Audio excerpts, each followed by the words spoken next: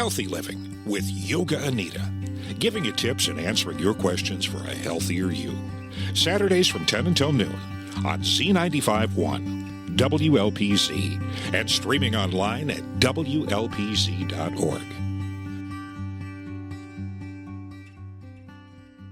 And welcome back to Healthy Living with Yoga Anita. In the studio with me, I have a woman. She is just a bundle of energy. Oh my gosh. She is a certified chakra and color therapy practitioner. We're going to learn about that. She has more than 18 years dance and fitness experience. And this is what I really want to know about. She was the first American International Dance Hall Queen. Let us welcome Michelle Turner Young from Soul Fire Movement. Hello, Michelle. Oh my gosh. I have ABBA queued up for you after this. Yes. Okay, so Michelle, tell us about you. Oh my gosh. Peace, Anita. Thank you so much for having me. From first. Boston. Yes, from Boston. From Dorchester. Dorchester. 617 Stand Up. Yeah. So born in Portsmouth, Virginia, raised in Boston. I like to say I'm a city Southern girl because I grew up with those Southern roots, but grew up in the city. Uh-huh. My dad's side was from Louisiana, and my mom's side was from Virginia. Mm-hmm. And my great-grandma moved to Boston whenever, 40 plus years ago, bought a home, which we're still in now. Yeah. And, and is your grandma still with us? Unfortunately not. Unfortunately, all the elders Well, have passed. not physically with us, Yes. but her spirit is with us. Her spirit is Always. always. And I have stories to that, especially with my great-grandmother, but that'll be for another show. Okay, all right. She's already inviting herself back for another show, but okay, all right. I'm a mom of the most beautiful twin girls who are now 23, so I had them Oh, young. you didn't tell me they were twins. Okay, because they are K-pop. Yes, Right, K-pop dancers. They are literally beautiful beings and better than I am, than where I was at 23. And the owner or creator of Soul Fire Movement LLC, Dance, Sweat, Meditate. It's a program that I created during the pandemic as a way to combat all the things that were going on during 2020. Mentally, physically, spiritually, socially. Yes. You were there. Yes. I was there. I was trying to teach. I was trying to teach online, but that's another story for another show. Okay, so let's talk about being the first American International Dance Hall Queen. Yes. What did that come from? Oh my gosh. Okay, so in Dorchester, a lot of Caribbean folks. Yeah. I have no Caribbean background that I know of. Recently took a African ancestry DNA test, so I have bloodline in Cameroon, Africa. Okay. But I grew up around a lot of West Indians, Jamaicans, Bajans, and I have like a non-blood cousin that we just grew up with together that would always bring us videos from Jamaica called these Pasa Pasa DVDs and VHSs. People that know Pasa Pasa and Dirty Fridays, they know what I'm talking about. Okay, all right. So when we would go to Virginia every summer, coming from the South, like Miami, Jamaicans would come to Miami dancers would move up to Virginia, and we learned all the dances before we came back to Boston and would teach everyone in our neighborhood. So like the butterfly, you probably know the butterfly, Anita. The butterfly, the pepper seed, all of these dances, we just learned them through our cousin, through our videos, and through going to Virginia every summer, and was doing shows in the community, block parties. Like back then, we had the Kite Festival when they used to bring celebrities. Oh, yeah, I remember that, yeah. So that's kind of how I got into the dance hall scene as a youngin'. And then in 2007, I went for my first competition in Boston. Shout out to Junior Rodigan. He put on the Boston Dance Hall Queen competitions back in the day. Okay. And I won Boston Dance Hall Queen. Wow. 2007. Wow. So with that opportunity, I got to go to Jamaica and compete, but I was in a different mental state, and I'll say an ego state, because I was like, oh, I'm from the States, I got this. No, I didn't even make it past the first round. Okay. So I did a lot of training for the following year. A learning experience, I'm sure.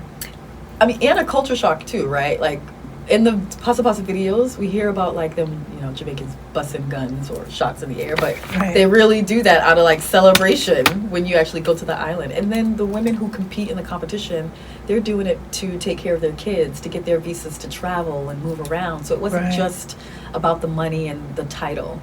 And then so I trained for a year in Boston, did a lot of competitions, worked with this radio station, and I actually got fired from my job that I was working at a hair salon as a receptionist on Newberry Street. And so I overdraft my account. I'm like, questions, interruptions. I want to ask that, but let's move on. Yeah. Okay. So no hard feelings. Yeah. That salon on Newberry Street when you could have had this woman here, but go ahead. Thank you for the op, but it was a blessing in disguise. And I decided to go and compete again on my own. I went a week before the competition. I met a friend there who took me around the neighborhood of Jamaica, big up to Salt Spring, and asked the people, what do they want to see in a dance hall queen? And I won that year. Wow. I did not go to win after my ego was so high from the previous year. I just wanted to go further than I did before. But after the first round, people were, I mean, it was insane, the amount of love and support. And the first American to win. And still to this day, they haven't given it up to another foreign yardie. So because it's usually Caribbean women who win, right? Women from all over the world. You have Austria, Germany, I mean, Japan. I mean, this is a huge competition, and it was a beautiful experience. Okay. So, yeah. All right. Okay. So now let's fast forward to your business. Yes. Tell us about that. Soul Fire Movement. Whew. I've been a dancer in Boston forever, at least since 2007 professionally. And along my journey, the fitness aspect was never really there. Dancers who know, they would go to rehearsals, eat McDonald's, and just think that that was enough cardio to get rid. Yeah, because I'm dancing. No way. It wasn't until 2016 where I got into the fitness aspect of health and wellness that I realized, oh, this is a mind shift, the fitness part, and not just the dancing gets into your nervous system and the emotions, but the fitness part got into, I can reshape my mind and see results in my body, which then I kind of put towards like my life attributes of reaching goals in other areas, like becoming a full-time dancer, which is also another experience. And in 2020, after multiple years of teaching dance, multiple years of teaching fitness, the panoramic hit. We were all there. I had $40,000 of gigs that year that got cut due to what we all went through that year. And so the beauty of 2020 is that I went inward spiritually, and I did a lot of what they would say dark night of the soul work. Anita, you know, you're just like cut off from social media, cut off from the world. And my friend was there to witness my spiritual awakening physically. And I started teaching in my backyard and included chakras and meditation as I started to practice that on myself. Okay. I'd like to also put this context that I've gone through a lot of things in life. I've been homeless, attempted rape, sexually assaulted multiple times, and multiple times. That was through my dance hall era, because the scene was beautiful, but it also had a dark side. And just the struggles of being a Black woman in America, a teen mom. I had to overcome a lot of different nihilism, fears, suicidal thoughts, attempted suicide. And during the panoramic, starting Soul Fire Movement was literally my savior of bringing joy and peace into my life, into my nervous system, to be the example that you can overcome your hardships, right? So that was literally how Soul Fire Movement was born, out of just life's hardships and also a way for me to make money as a creator. So I started teaching in my backyard, and boom. All right. We're going to learn more about your Soul Fire Movement, because I need to learn more about it. But first, we are going to pause because we have a message from our sponsor coming up. You are listening to Healthy Living with Yoga Anita right here on WLPZ 95.1 FM. We are streaming live at WLPZ.org, or better yet, download the Live 365 app and carry us with you wherever you go. We will be back. And welcome back to Healthy Living with Yoga Anita. In the studio with me, I have Michelle Turner-Young from Soul Fire Movement. And before we went on our break, she was telling us about the start of Soul Fire Movement and why she started it. So now I want to hear more about what it is, because I can't imagine somebody as on fire as you also doing meditation as well. So walk us through what you do. Yes. So Soulfire Movement is an emotional wellness program through movement.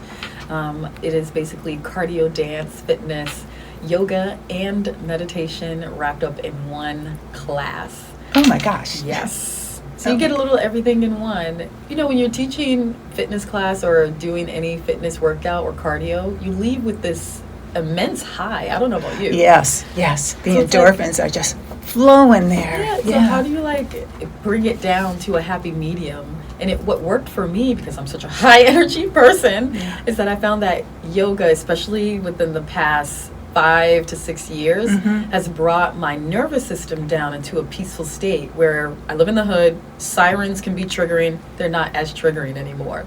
And then the meditation piece came literally during 2020. I took a meditation course, and I've been going to the Shambhala Meditation Center in Boston. Oh, yes. Awesome. Yes. So learning sitting meditation, where if you are somewhere that's like a baseball game, you're just kind of sitting and you want to, get excited about the game, but also have some type of sense of peace. That helps me. And so I started Soulfire Movement to bring what works for me to others. And it's also just pure joy. It's really fun. You get to learn dance styles from all over the world. I do Afro beats, dance hall, hip hop, soca, salsa, bachata. So these are all my loves for movement, but then also guiding people through a way to bring some type of ease into their nervous system and guide their day-to-days using movement, emotional therapy. So Fantastic.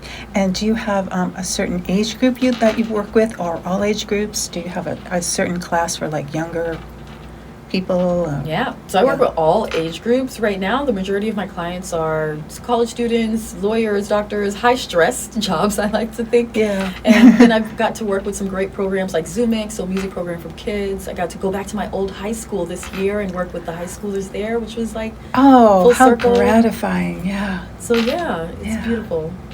So what's coming up for you? Oh my gosh, lots coming up. If you're in the Boston area, make sure that you come through on the Greenway. I'll be doing a class series there. Come through on South Boston Waterfront Transportation Center, so right next to the Omni Hotel in Seaport, the Convention Center. Also got the Soulfire Movement annual block party happening August 23rd, so come through. That's going to be in the Seaport. Lots of pop-ups. You can check out all events on all platforms, soulfiremovement.com, LinkedIn, Facebook, Instagram, YouTube.